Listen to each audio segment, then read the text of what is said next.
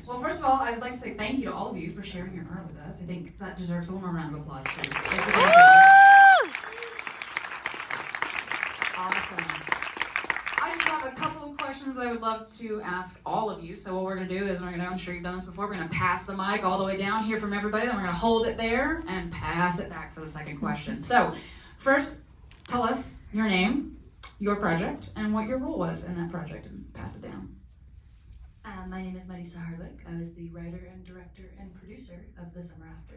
Woo!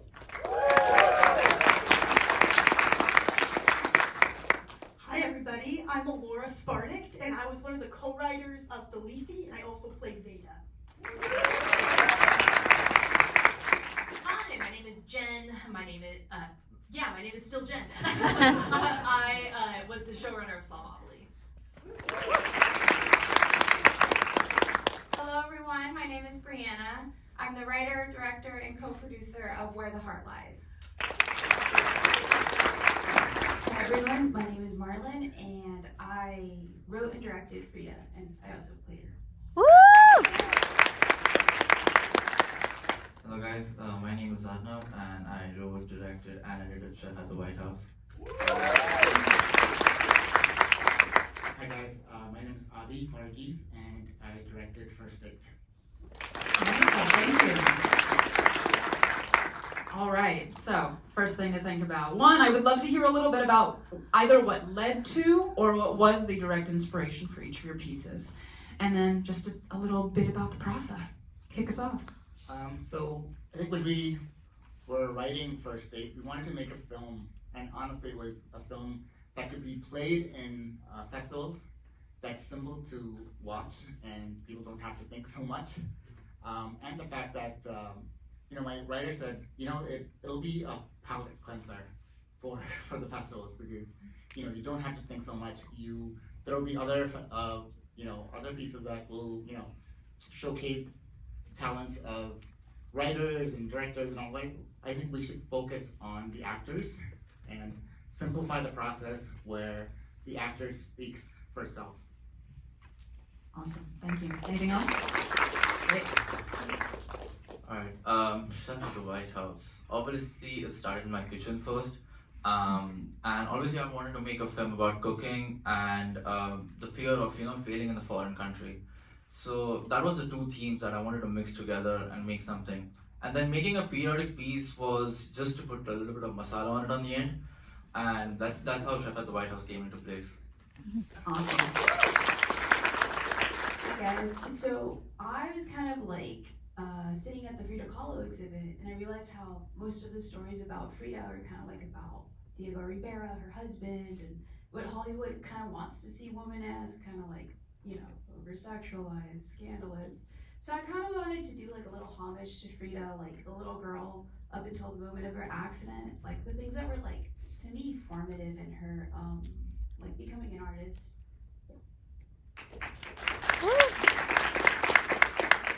So Where the Heart Lies is a true story, and Hunter was actually a friend of mine in high school. So he and I were both raised in Northern California in Humboldt County, and in 2021, in December, he was lost at sea in the midst of this treasure hunt that he had essentially spent 2 years creating for all of his friends and family, myself included. And so I was also part of the search and rescue that took place over the following few weeks after his disappearance, and he was never found. And so it took a while after that of me, through my grieving process, to realize that I could use my form of art and create a film as a way to honor him. And so I spent about 1.5 years writing the script, and then I made it as my thesis film at Chapman University. We shot it this March. And it was really, the intent of this film is to capture his adventurous spirit and the amazing person that he was, with the end goal of hoping to inspire the audience to embrace life to the fullest in the way that Hunter did.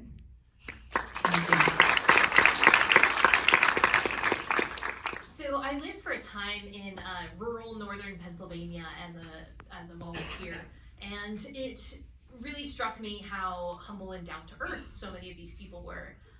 And it really taught me that everyone has something to contribute, even the people that we might not expect. And so that was really the genesis of Slavopoly, a story about seeing the good in people that other people might otherwise overlook.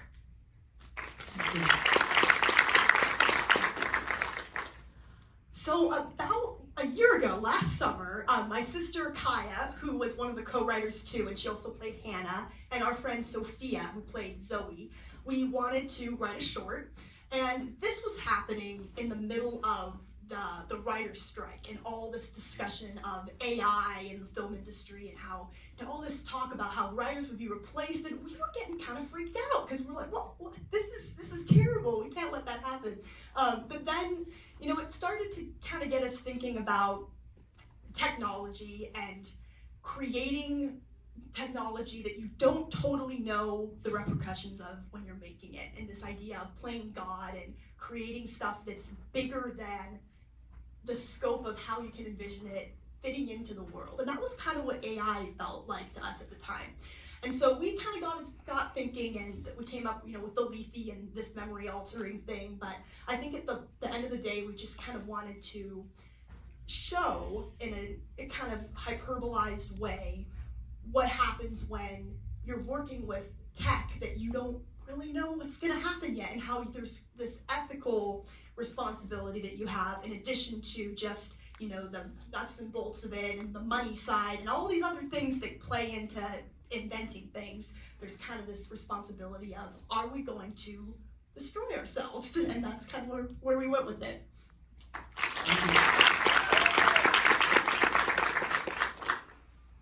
So maybe a year or a year and a half ago, me and my producer sat down and thought about ideas for the summer after. And as we were talking, we both connected strongly to the idea of trying to showcase a young girl dealing with something really heavy, something that felt like too much for her to hold. And then I've been dealing with, in my own life, just processing traumatic memory. And, as I've been learning, trauma makes the past present. So the things that happen in the past feel like they're happening right now. And I really wanted to try to figure out how to portray that complicated idea in film. And that's how we got here. Awesome, thank you. Hold on to that. So now I want to hear from each of you about a moment or an element. Obviously, as the creators, every project is near and dear, but tell me about a moment or an element that is like a favorite for you in your piece. There's a wonderful scene that if you're looking really closely, you can see that it's raining. Me and my two actresses, we just got out there and it was raining. It was not supposed to be raining. It was not supposed to be cloudy. It was not supposed to be any of these things. And we didn't have time to shoot anything else. So we had to get the shot the way it looked. And it actually just looks like ethereal and awesome and kind of dreamlike. And now I wouldn't have it any other way.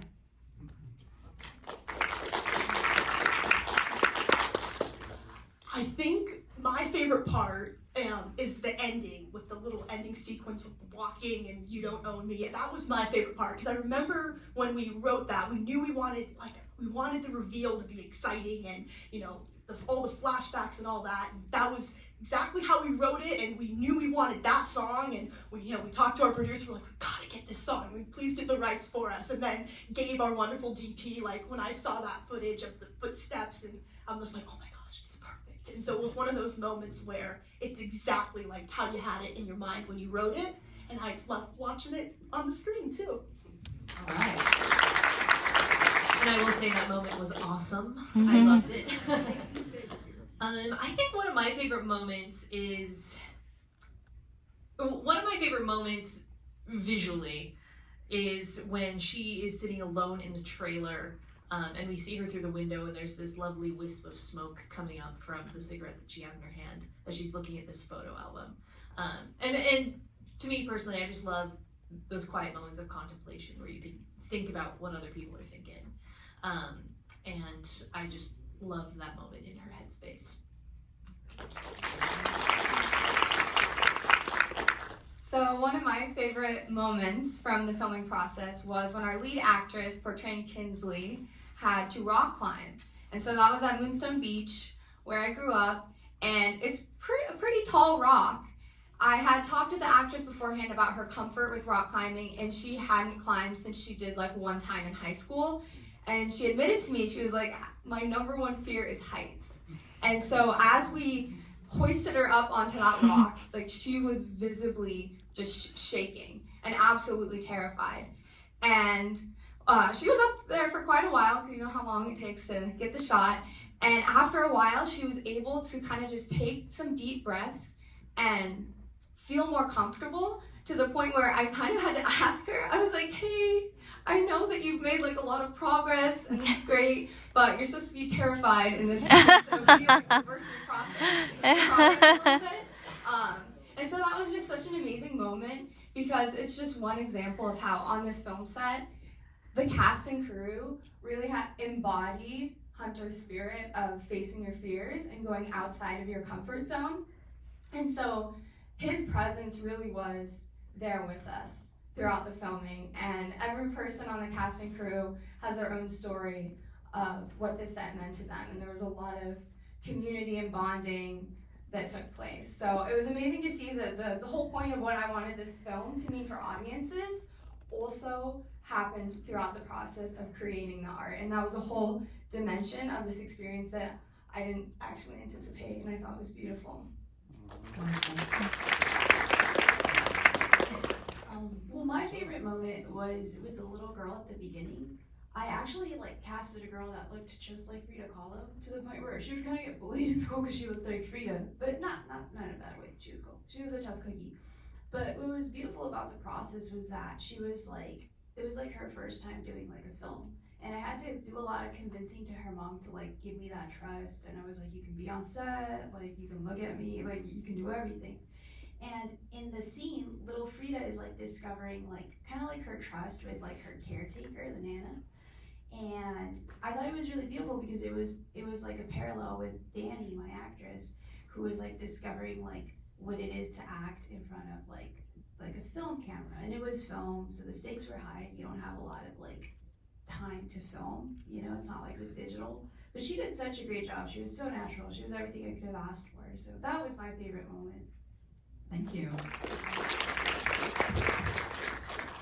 For me, I think it's filming at the White House, because I have my DP and my producers over here, and the only question was how we're going to replicate something that looks like a White House, because obviously we don't have the budget to fly to DC, and not that White House is waiting for us to film there also.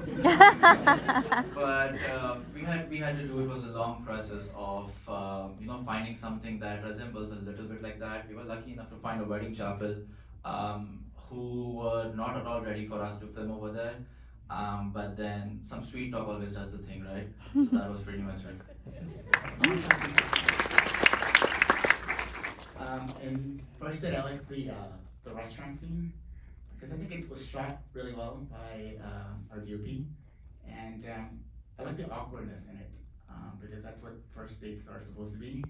It's innocent, but there's also this lagging back and forth, which I love.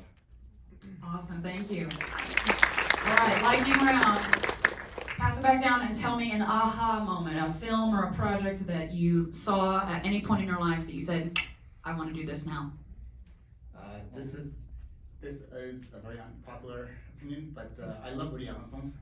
Annie Hall is my favorite, and I love the way he takes on conversations, and I'm always inspired by him. Aha moment for me would be Seven, and just because of the production design and the makeup. Well, my favorite movie is Titanic. It always has been. That's always been my favorite movie, and I knew I was going to be a filmmaker and an actress ever since I watched it. So, yeah. There you go. The film for me was Into the Wild, because that really inspired me. It's also a true story about a young man who has an incredible spirit and went out into the wilderness. And I love that movie so much. You guys should all watch it.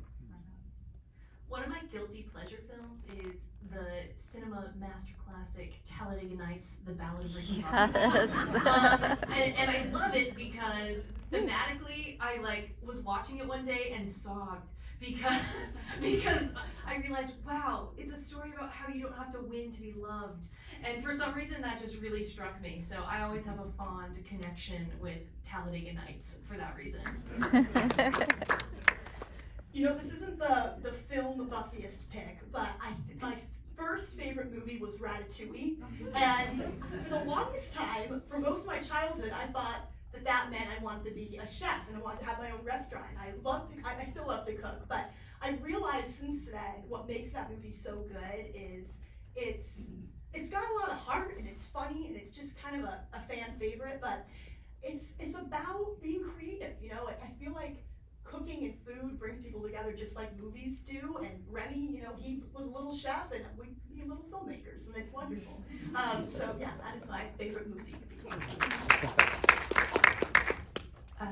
When this question was first posed, I was like, why is my first instinct to say Arrival? And actually, Arrival is also kind of time jumpy and weird and takes a while to figure out, so that makes sense, actually. There you go. All right, and a last round of applause for our filmmakers. Thank you so much. Yeah. Again, on behalf of the LA Short Film Festival, thank you all so much for being here tonight. Please go ahead and exit the theater, take your trash. We appreciate you being here. Enjoy the rest of the festival. Take care. Yay, Marley! You are Marley.